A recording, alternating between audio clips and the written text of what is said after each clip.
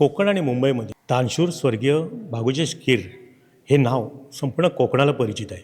भागुजेश कीर हे दानशूर व्यक्तिमत्वाने मुंबईसारख्या ठिकाणी किंवा रत्नागिरीसारख्या ठिकाणी अनेक अशा वास्तू उभारल्या की आजही अनेक आर्किटेक्ट असतील किंवा बांधकाम व्यवसायातील अनेक मंडळी असतील की ते पाहिल्यानंतर ते सुद्धा तोंडात बोटं घालतात. आणि तशाच प्रकारचं एक वास्तू त्यांनी सुमारे जवळजवळ 100 वर्षापूर्वी उभी केली, ती किल्ल्यामधील भागवेश्वर मंदिर. आणि त्या मंदिरामध्ये आपण उभे आहोत आणि त्या ठिकाणच्या मंदिराची उभारणी पाहता त्या मंदिराचा इतिहास, त्याच्यातली बोलकी चित्र हा संपूर्ण इतिहासाला म्हणा, ऐतिहासिक पौराणिक कथेला कुठेतरी उजळणी देतो आहे. आणि त्याच अनुषंगाने आज आपल्यासोबत आहेत स्वर्गीय भागुशेठ कीर यांचे नातू विवेक कीर. आपण त्याचे संवाद साधूया की नेमकं ह्या भागवेश्वर मंदिराच्या उभारणीचं नेमकं काम कधी होतं आणि कशा प्रकारे ते काम केलं जातं आहे, आणि ह्याच्यामध्ये आपण नेमकं कुठल्या प्रकारचं ह्या मंदिरामध्ये पौराणिक सामाजिक आशयाने या ठिकाणी काही नक्षीकाम केलं आहे, कोरीवकाम केलं आहे, आणि एक वेगळ्या प्रकारचा एक आजही उठावदार असं हे बांधकाम कशा पद्धतीने झालं आहे. कीर साहेब नमस्कार. नमस्कार. टाईम डिजिटलमध्ये आपलं स्वागत आहे. आज आपण भागवेश्वर मंदिरामध्ये कालच्या काशीच्या महाशिवरात्रीनिमित्त आपण आला होता. हो. आणि असं योगायोग म्हणा की आपली तुमची भेट झाली. हे जे मंदिर उभारण्यात आले साधारणपणे केव्हा आणि ह्याच्यामधल्या एकंदरीत जो शिलालेख पाहतोय त्याच्यामध्ये नेमकं कशाची साक्ष घेतली जाते? एकंदरीत 1924 पूर्वीपासून सुरुवात झाली मंदिराची. आज 100 वर्ष होऊन गेले. आणि त्यांना जे पूर्वी स्वयंभू पिंडी होती तिथे ते नेहमी नित्यनेमाने ते पूजा करत असत, चाफ्याची फुलं वगैरे वाहत असत. त्यांचं घर वरतीच आहे मंदिराच्या समोर, गेटच्या समोर, आणि तिकडून ते इथे येत असत. आणि इथूनच त्यांना साक्षात्कार काय मिळाला, त्यामुळे ते आपल्याला पोटासाठी मुंबईला तांडेलांच्या गणपतावर त्यांनी विचारलं की बाबा माझ्याकडे पैसे नाही आहेत मुंबईला जायला, नेल का? म्हणून ते इकडून मुंबईला गेले. तिथे विटी स्टेशनला त्यांनी हमाली वगैरे करत असताना एक पारशी बाबाजी पालनजी सेठ ते त्यांना भेटले आणि त्यांनी विचारलं तू माझ्याकडे काम करशील का? म्हणून ते म्हणाले हो मी करेल. म्हणून त्यांनी आपल्या घरी घेऊन गेले. तिथे घरी काम करत करत त्यांच्या हाताखाली ते काम करत असत. त्यांच्या बऱ्याचशा परीक्षा घेतल्या की हा मुलगा कसा आहे म्हणून. ते रंदा ओढत असत त्यांच्याबरोबर. त्या रंदाचा घुसा ते स्वतः त्यांना विचारला, सेठजी मी हा घुसा घेऊन विकू शकतो का? सेठजींनी सांगितलं त्यांना की तू विकू शकतोस. म्हणून त्या भुस्यामध्ये भुसामध्ये जो लाकडाचा भुसा आहे त्याच्यामध्ये त्यांनी काही नोटा टाकल्या, 100चे बंडल वगैरे असे. त्याची ते परीक्षा घेण्यासाठी हा काय करतो, की स्वतः घेतो आहे की मला आणून देतो आहे.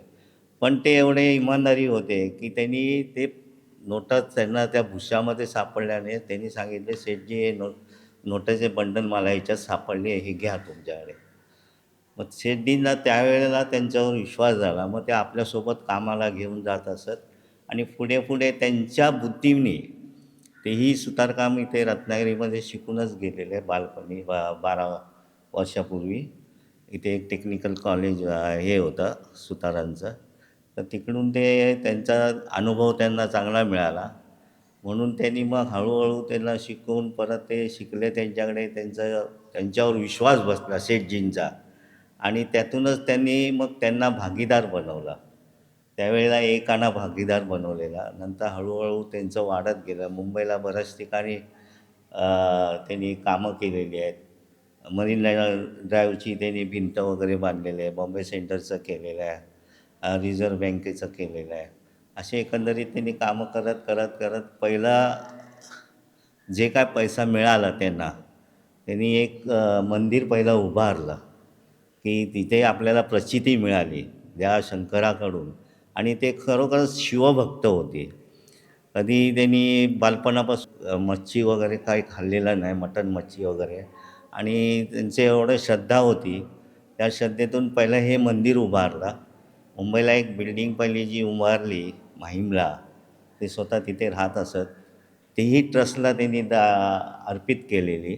आणि ते स्वतः राहत असताना ते स्वतः भाडंही भरत होते स्वकष्टाच्या पैशाने. ही ट्रस्टला दिलेली आहे, आपण भाडं द्यायलाच पाहिजे. अशा दृष्टीने ते असे पुढे होत गेले. मग दान धर्म वगैरे केलेलं आहे. वाईला त्यांनी एक गोशाळा बांधून दिली आहे.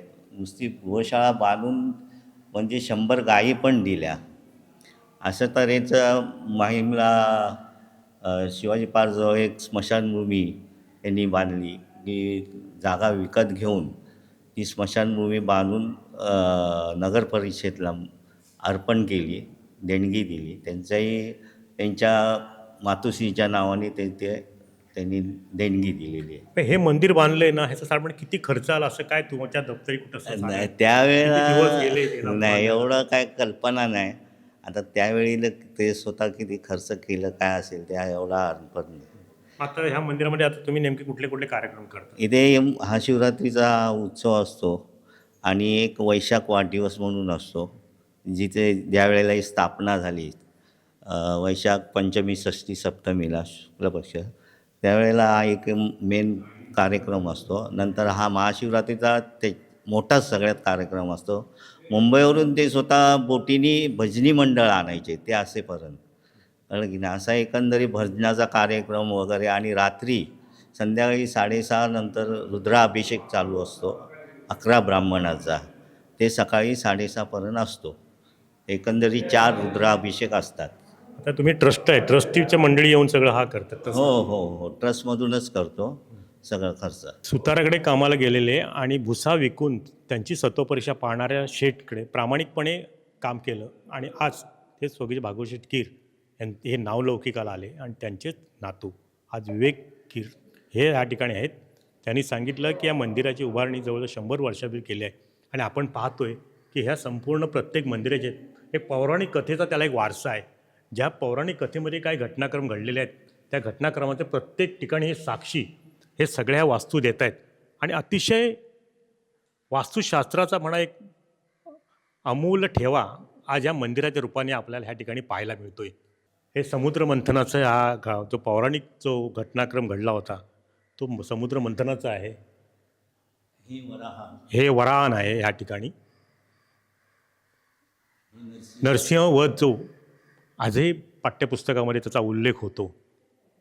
हा नरसिंहवधाचं हे आहे. हे बटू हा हे वराच आहे. म्हणजे असे काही घटनाक्रम पौराणिक जे घडलेत ते आजच्या तरुण पिढीला पुन्हा एकदा त्याची उजळणी व्हावी हा दृष्टिकोन ठेवूनच ह्या मंदिराची या ठिकाणी उभारणी स्वर्गीय भागवत कीर यांनी केली आणि खरोखर रत्नागिरीकरांना ही देणगीच म्हणावी लागेल. टाइम्स डिजिटल करता किशोर मोरेसह शुभम पवार, रत्नागिरी. टाइम्स डिजिटलला लाईक करा, शेअर करा, सबस्क्राईब करा आणि बेल आयकॉन दाबायला विसरू नका. Times digital.